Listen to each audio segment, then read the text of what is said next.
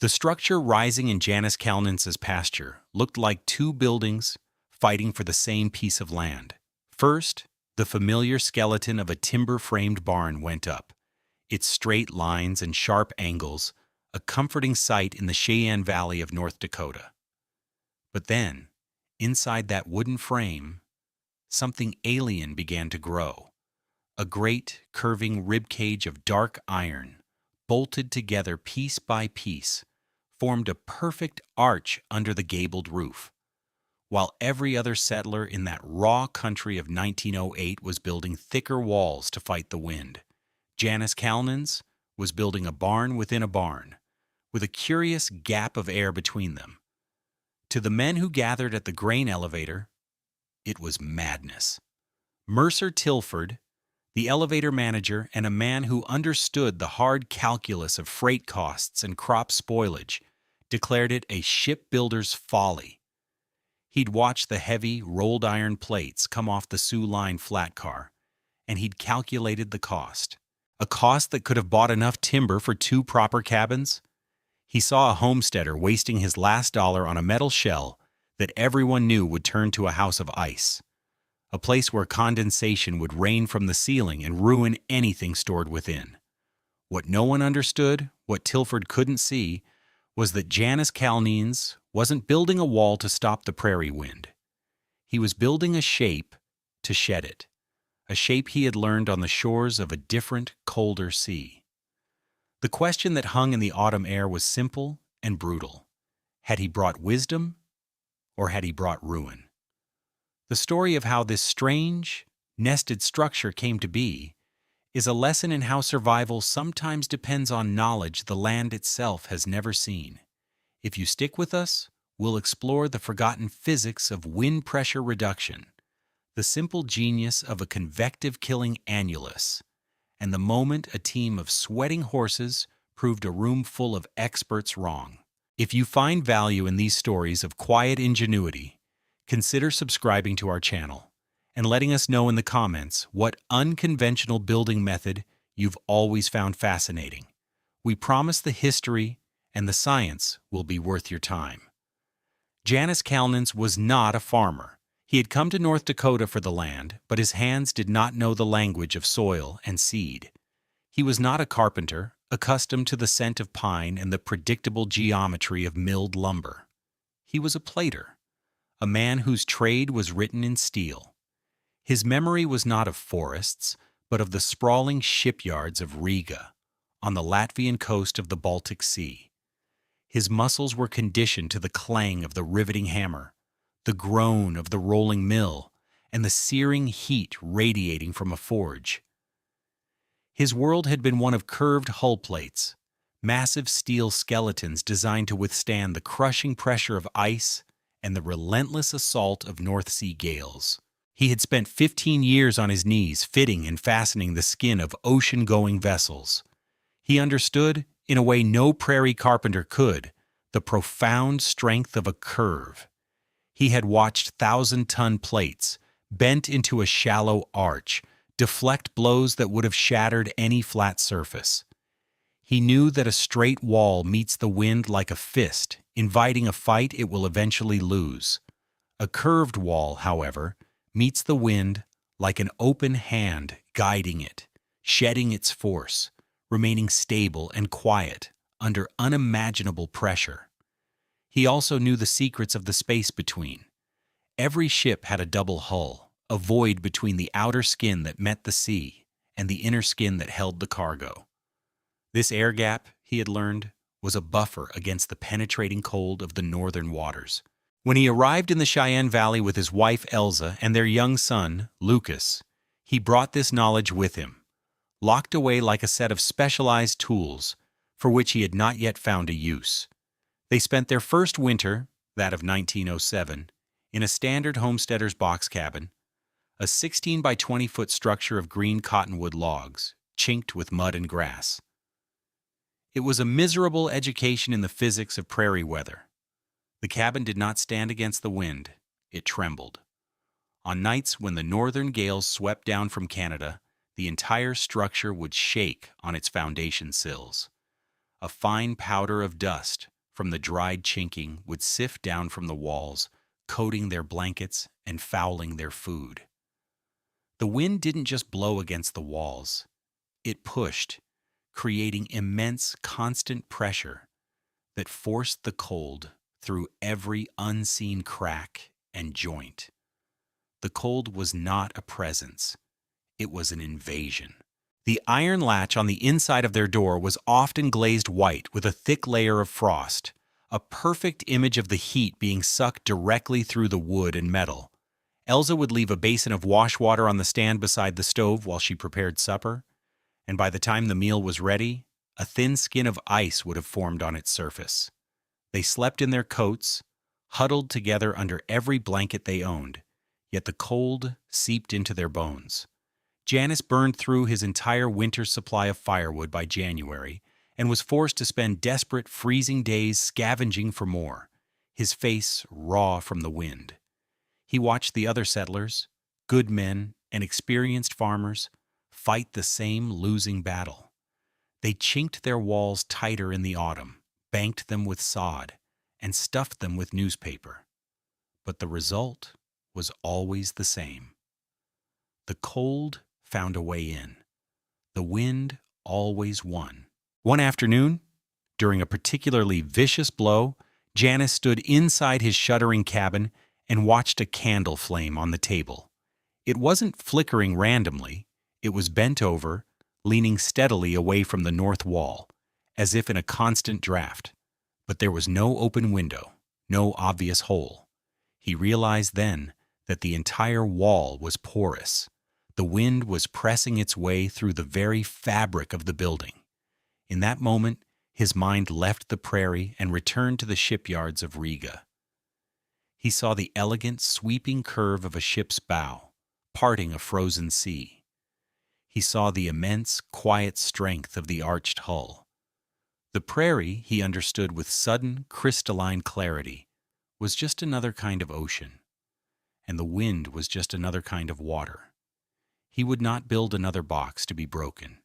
He would build a hull to stand on the plains. To understand the genius of what Janis Kalnins was about to build, one must first understand the comprehensive failure of what it was replacing. The standard homesteader cabin was a masterpiece of economy and speed, but it was a thermal catastrophe, a design fundamentally at war with the environment of the Great Plains. Its failure was not one of materials or craftsmanship, but of physics. The primary flaw was its shape. A flat vertical wall is the most inefficient form imaginable for resisting wind. When a 50-mile-per-hour gust slams into a flat surface, it stops dead, transferring nearly 100% of its kinetic energy into direct pressure. In the Cheyenne Valley, this pressure could exceed 20 pounds per square foot. For a typical cabin wall, this meant the wind was exerting a constant, shuddering force of several thousand pounds. This immense pressure didn't just seek out existing cracks, it created new ones. It torqued the window frames, flexed the door jambs, and worked the chinking loose from between the logs. The structure itself was acting as a giant bellows, constantly inhaling the frigid outside air. This process is called infiltration, and it was the single greatest thief of heat on the prairie. Inside the cabin, this infiltration created a cascade of secondary failures. The cold, dense air pouring in through the north and west walls would sink to the floor, creating a river of cold that flowed across the room. This river pushed the warmer, lighter air from the stove upwards towards the ceiling. This created a powerful convective loop. The settlers felt this as a constant, inexplicable draft, even when the cabin was sealed tight. Their heads would be sweating while their feet were freezing. The stove could be glowing red hot, consuming cordwood at an alarming rate, but its heat was being immediately organized and stolen by this internal weather system. The BTUs, the actual units of heat energy, were being efficiently collected by the moving air and delivered directly to the cold inner surfaces of the walls and ceiling, where they were lost to the outside. The neighbors were all trapped in this same cycle. The Schmidt family, Germans from the Volga region, had tried to insulate their walls by stuffing them with straw, but moisture migrating from inside the cabin condensed on the cold outer logs, turning the straw into a frozen, sodden mass that had almost no insulating value. The O'Malley brothers, who ran a small cattle operation, built their cabin with thicker, more carefully notched logs. It was stronger, but no warmer. The heat simply conducted more slowly through the thicker wood, but it still escaped. The physics of conduction and convection were relentless. Mercer Tilford, from his vantage point at the grain elevator, saw the economic consequences of this failure. He saw homesteaders spending vital capital on extra wagon loads of coal from the east. He saw them burning through wood they should have been saving for fencing. He saw men forced to abandon their claims after a brutal winter, their resources exhausted, their spirits broken by the sheer, grinding effort of staying warm. The problem felt intractable. The conventional wisdom offered only one solution: more. More wood, more chinking, more banking, more fuel. It was a strategy of brute force, and it was failing all across the valley. No one was thinking about shape. No one was considering that the answer wasn't to build a stronger wall, but to build a smarter one. The problem, as Janis Kalnins alone seemed to understand, wasn't the cold. It was the wind. Defeat the wind, and the cold could be managed. In the late summer of 1908, Janis Kalnins made a decision that baffled his neighbors and confirmed, in Mercer Tilford's mind, his foolishness. He sold a mature team of draft horses and a 10-acre parcel of his southern pasture, prime haying land, to the O'Malley brothers. With the cash, he didn't buy more cattle or better farm equipment. He placed a special order with the Sioux Line Railroad freight agent for 2 tons of rolled steel plate, to be delivered from the ironworks in Duluth. The cost, including the staggering freight charges, consumed nearly every dollar he had. The work began in September. First, he and a hired hand erected the post and beam frame of a large conventional barn, 40 feet long and 24 feet wide. It was a familiar, reassuring sight. Men riding by on the main track would nod in approval. Kalnins, it seemed, was finally building something sensible, a proper shelter for his livestock and hay. The frame was sturdy, made of thick cottonwood timbers hewn from the river bottom. It looked like any other barn in the valley. Then, in early October, the flat car arrived at the siding. On it were stacked the curved sections of dark iron, each 8 feet long and 2 feet wide, pre-drilled with holes along their edges. The mood in the valley shifted from approval to bewilderment. What was a farmer doing with the skin of a boiler or a steamship? Janis and his 10-year-old son, Lucas, began the second phase of construction. They started at one end of the timber frame, laying a sill plate on the dirt floor. Then they took the first section of iron.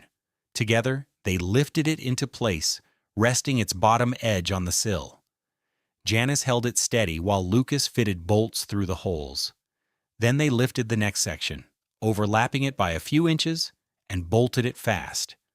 The work was slow, methodical, and loud. This was the construction's signature moment. Each time Janis's wrench tightened a bolt, the hollow iron curve would ring with a low, resonant gong. It was a sound utterly alien to that landscape of wood and earth. It wasn't the familiar thud of a hammer driving a nail into timber. It was a deep, metallic note that echoed across the harvested fields, the sound of a shipyard breaking the prairie silence. Neighbors heard it from a half-mile away and shook their heads. It was the sound of money being wasted, of a fool announcing his project to the entire county. Day by day, the arch grew inside the wooden skeleton. Janis was meticulous, ensuring a precise, uniform gap between the outer edge of the iron and the inner posts of the timber frame. He measured it constantly, 18 inches, no more, no less. When the arch was complete, a perfect dark tunnel running the length of the barn, the third phase began. He bought dozens of straw bales from his neighbors for pennies on the dollar, the leftover waste from the threshing season. He and Lucas began to pack them, tightly, into the 18-inch annulus. They wedged them in, cutting bales to fit perfectly around the timber posts, creating a thick, seamless blanket of insulation that was hidden from view, a secret tucked between the wood and the steel. It was during this phase that Mercer Tilford paid his visit. He rode out on his bay mare, tying it to the outer frame. He was not an unkind man, but he was a practical one, and he felt it was his duty to warn the Latvian of the disaster he was engineering. He found Janis inside the structure, stuffing straw into the northern wall. "Kalnins," Tilford began, his voice echoing slightly in the strange space. "I don't mean to tell you your business, but I manage the grain shipments for this whole valley. I know what moisture does." Janis paused, a piece of baling twine in his hand. He said nothing. Tilford gestured at the iron ceiling. "That iron will weep condensation all winter, every bit of warmth from your animals, your stove, your own breath. It's going to hit that cold metal and turn to water. You'll have a rainstorm inside your own walls. Any grain you put in that loft," he pointed to the upper level of the timber frame, above the arch, "will be black with mold by spring. You've wasted a fortune in freight on a pile of rust." His logic was sound, based on every known principle of construction in that climate. Metal was cold. Warm, moist air hitting a cold surface made water. It was simple, undeniable. Janis Kalnins looked at the wall he was packing. He pushed a loose bit of straw deeper into a crevice. He looked at Tilford. "The straw will be dry," he said. It wasn't an argument. It was a statement of fact.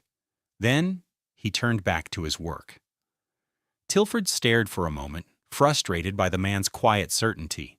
He had offered sound, practical advice, and it had been met with a cryptic, three-word dismissal. He shook his head, mounted his horse, and rode away, convinced he had just witnessed the construction of the most expensive, elaborate failure in the history of the county. By the end of October, the structure was complete. At the eastern end of the arch, Janis framed in living quarters for his family, a large open room with a cast-iron stove, a sleeping area, and a kitchen. The rest of the long space was left open for his milk cow, a few pigs, and his workshop. From the outside, it looked like a barn. From the inside, it felt like something else entirely. A cave, a tunnel, a hull. It was waiting for the storm. The brilliance of the design was invisible, hidden in the 18-inch gap between wood and iron. What Mercer Tilford saw was a metal building that would sweat. What he failed to see was a sophisticated thermal engine, designed around three distinct physical principles. First was wind pressure reduction. When the brutal north wind, traveling unimpeded for hundreds of miles, finally struck the Kalnins homestead, it would first hit the conventional timber and plank wall of the outer barn. This wall would absorb the initial shock, breaking the wind's momentum, but some of that force would still pass through the gaps in the planking, swirling into the annulus.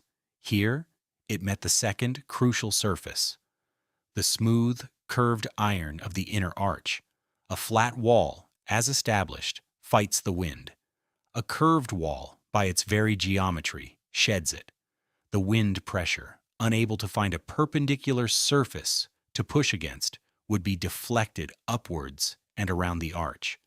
The actual force exerted on the inner living space was reduced by an estimated 60 to 70%. While other cabins shuddered and groaned under the strain, Janis's inner sanctum would remain still and quiet, the wind's power largely neutralized before it ever reached the place where his family lived. The second and most important principle was the annihilation of the convective loop. Heat is lost in three ways: conduction through solid materials, radiation as infrared energy, and convection through the movement of air or liquid. In a standard cabin, convection is the greatest enemy. The Kalnins barn attacked it directly. The 18 inches of densely packed straw bales in the annulus served as a massive barrier to air movement. A typical log wall might have an R value, a measure of its resistance to heat flow, of around 8. A simple plank wall was less than R4. The combination of the outer planking, the air pockets within the straw itself, and the inner iron wall created a composite system with an R value conservatively estimated at over R40, a number unheard of at the time. This didn't just slow the loss of heat, it killed the engine that drove it. Because the inner iron wall was so thoroughly insulated from the outside temperature, it never got cold enough for significant condensation to form. The dew point, the temperature at which water vapor in the air condenses into liquid, was never reached on that inner surface. The warm, moist air inside the living space would touch the iron wall, but the wall was only a few degrees cooler than the air itself. Mercer Tilford's prediction of an indoor rainstorm was based on the behavior of a single, uninsulated sheet of metal. Janis had built a thermal shield. The straw would indeed stay dry. Finally, there was the principle of radiant heat. The concave shape of the arch worked like a reflector. Heat from the wood stove, from the animals, and from the family themselves would rise, hit the curved ceiling, and be radiated back down, distributed evenly across the entire living space. Unlike in a box cabin, where heat pooled uselessly at the ceiling, the arch actively focused the warmth back onto the inhabitants. It created a gentle, encompassing warmth, like being cupped in a warm hand. It was an environment of profound thermal stability, a calm island in an ocean of atmospheric violence. Janis Kalnins hadn't just built a shelter, he had engineered a microclimate. The blizzard arrived on the 3rd of December. It began not with snow, but with a sky the color of slate and a wind that had a voice. For a day it was just a gale, a prelude that stripped the last dead leaves from the cottonwoods and sent dust devils dancing across the frozen fields. Then the temperature began to plummet. By nightfall, it was 10 below zero. By the next morning, it was 25 below, and the snow began. It wasn't a gentle snow. It flew horizontally, a blinding white sheet of ice particles driven by winds that gusted to 50 miles per hour. The world beyond the walls vanished. There was no sky, no ground, only a screaming, featureless white void. For 6 days, the Cheyenne Valley was held in the blizzard's grip. The temperature bottomed out at 34 degrees below zero, not accounting for the wind chill, which was a concept too terrifying to calculate. For the settlers in their conventional cabins, it was a battle for survival. At the Schmidt homestead, they huddled around their stove, feeding it precious wood. The stovepipe glowed a dull cherry red, yet 5 feet away the air was so cold their breath plumed. The walls were coated in a thick, crystalline layer of frost. They had ceased to be a home and had become a poorly sealed tomb, the family entombed with the cold. The O'Malley brothers, Tian with a larger stock of firewood, fared better, but by the 4th day their supply was dangerously low. They took to burning fence posts, then a broken wagon wheel, anything to keep the fire alive. Their cattle, in a simple lean-to, began to freeze where they stood. Inside the Kalnin structure, life continued with an almost unnerving sense of normalcy. The shriek of the wind was a distant, muffled howl, the sound of a beast prowling far outside the gate. There were no drafts. The air was still and cool, but not cold. The big cast-iron stove required feeding only every few hours, consuming wood at a placid, steady rate. Elza was able to do a small load of laundry, and she hung the damp clothes on a line strung across the room. To the astonishment of anyone who might have witnessed it, they actually dried. 10-year-old Lucas, who in the old cabin would have been bundled in every layer he owned, was able to sit on the wooden floor and play with his carved toys, his hands bare. The ultimate proof of their comfort was a simple, daily ritual. Every evening, Janis brought in a pail of fresh milk from their cow, which was housed comfortably in the livestock section of the barn. He would place the pail on a low shelf in their kitchen area, not particularly close to the stove. In any other dwelling in the valley, that pail of milk would have been a solid block of ice by morning, requiring a hatchet to get at it. But each dawn, when Elsa went to the pail, the milk was still liquid. It poured. A small, quiet miracle that testified to a profound victory. The cold had not been kept at bay. It had been defeated. On the fourth day of the blizzard, a hammering sound came from the large wooden door of the outer barn. It was faint against the wind, but persistent. Janis pulled on his coat and boots, went into the annulus, and slid the heavy door open a crack. A figure, caked in snow and ice, stumbled inside. It was Gus, one of Mercer Tilford's teamsters. He had been trying to get a load of feed to an outlying farm when the blizzard had hit its full fury. His team of 2 massive percherons was exhausted, and he had become disoriented in the whiteout. He had stumbled upon the Kalnins' place by sheer luck. "My team," Gus stammered, his beard a mask of ice. "They can't go on. The depot can't make it back." Janis nodded, closing the door against the storm. "Bring them inside," he said. "There is room in the aisle." The vindication of Janis Kalnins' design came not with a formal declaration or a public apology, but with the quiet testimony of 2 sweating horses. For 2 days after Gus the teamster sought refuge, the blizzard continued its assault. Inside the arch, the 2 families and the animals coexisted in a state of stable, draft-free calm. Gus, a man of few words and deep experience with prairie winters, was quietly mystified.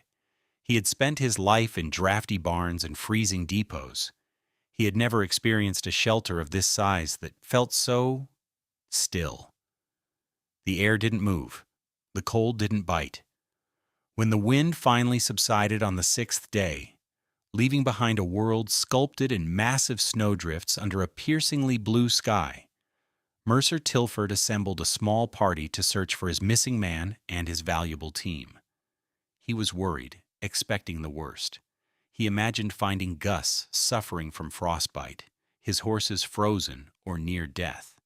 He followed the line of the main track, and it was his knowledge of the land that led him to the Kalnins' homestead, which was half buried in a sweeping drift.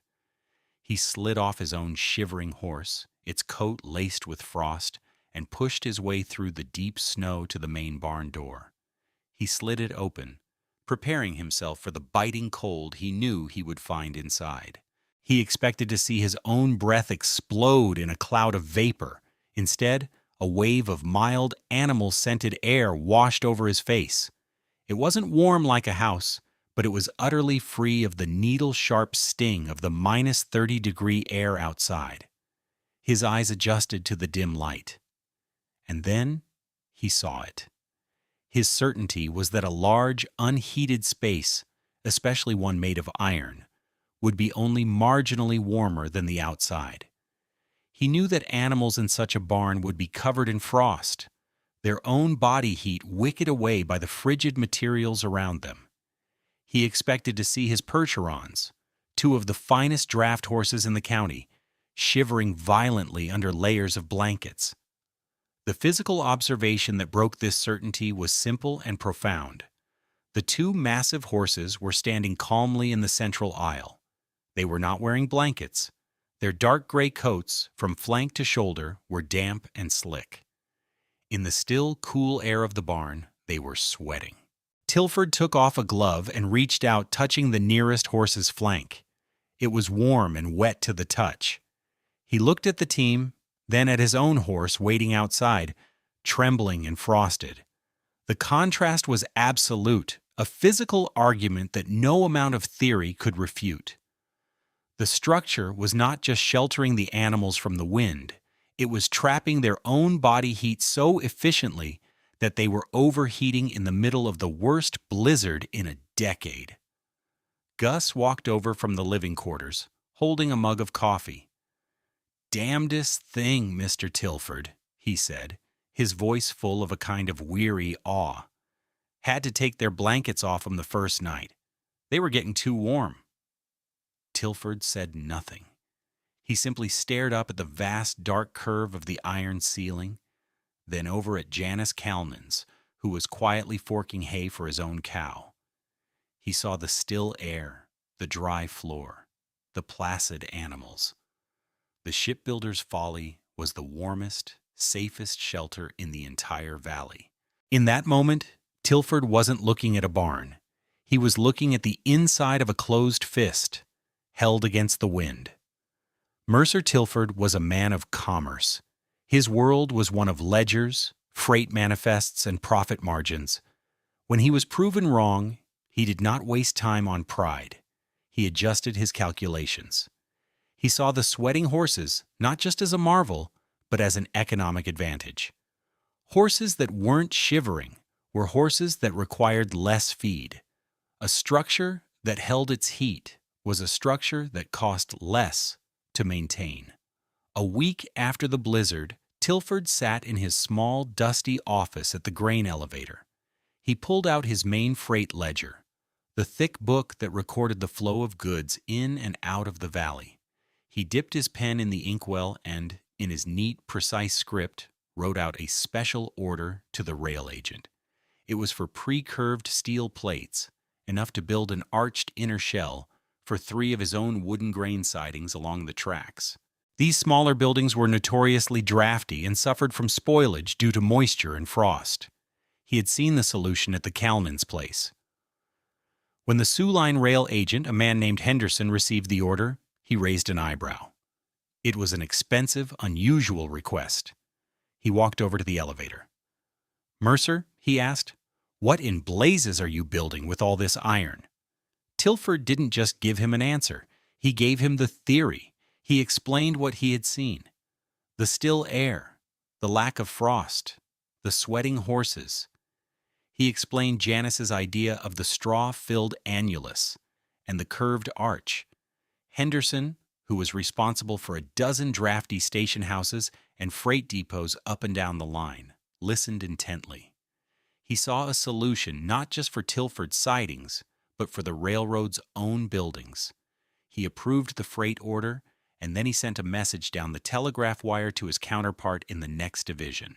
The message described a new building method, a nested arch barn, that was proving remarkably effective against the winter winds.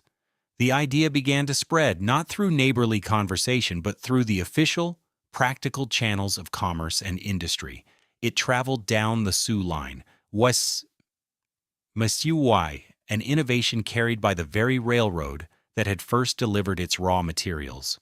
What Janis Kalnins built in his pasture in 1908 was a precursor to principles that would become central to modern building science. His straw-filled annulus was an early, highly effective form of what engineers now call a super-insulated wall assembly. The concept of creating a thick, airtight barrier to stop convective heat loss is the foundation of modern energy-efficient construction. His structure, with its outer shell acting as a windbreak and its inner shell as the thermal envelope, is a direct ancestor of the double wall systems used in high-performance homes today. The Quonset hut, which would become famous in the military decades later, relied on the same inherent structural strength and wind-shedding properties of the arch that Janis had learned in the shipyards of Latvia. The prairie was an ocean of grass, ruled by a relentless wind. The first settlers arrived carrying the architectural memories of the forests and villages they had left behind. They built square houses with flat walls and pitched roofs, rigid shapes designed for a world of trees that broke the wind's power.